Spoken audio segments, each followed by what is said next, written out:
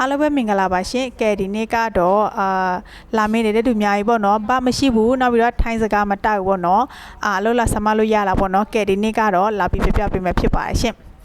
ကဲဘာမရှိဘူးနောက်ပြီးတော့ထိုင်းစကားမတိုက်ဘူးပေါ့နော်အဲ့လိုမျိုးဆိုရင်အလုပ်လာဆမလို့မရဘူးပေါ့နော်နောက်တစ်ခုကတော့လူတိဘာသာတော်ထားတယ်ဝါပါမင်းစာရွက်ရှိတယ်အဲ့လိုမျိုးဆိုရင်လာဆမလို့ရတယ်ပေါ့နော်ဒါပေမဲ့ထိုင်းစကားပြောတိုက်ရမယ်ရှင်နောက်တစ်ခုကတော့လူဟောင်းပေါ့နော်passport ရှိထားဘူးတယ်ဒါပေမဲ့passport တတ်တော်ထားတာပေါ့နော်နောက်ပြီးတော့နေ့လင်းစာရွက်ကြလာတယ်အဲ့လိုမျိုးဆိုရင်လည်းလာဆမလို့ရပါတယ်ရှင်ဒါပေမဲ့တချို့ဆိုတော့ဝတ်ပါမီတွေရပြီပေါ့နော်အဲ့လိုမျိုးဆိုရင်လည်းလာဆမလို့ရပါတယ်ရှင်ဒါပေမဲ့အလုပ်ကတော့အမျိုးမျိုးပဲရှိတာပေါ့နော်ကွာအလုပ်လို့ရှင်နေဆိုရင်ရုံမလာဆမရမယ်တချို့ကမေးသေးတာပေါ့နော်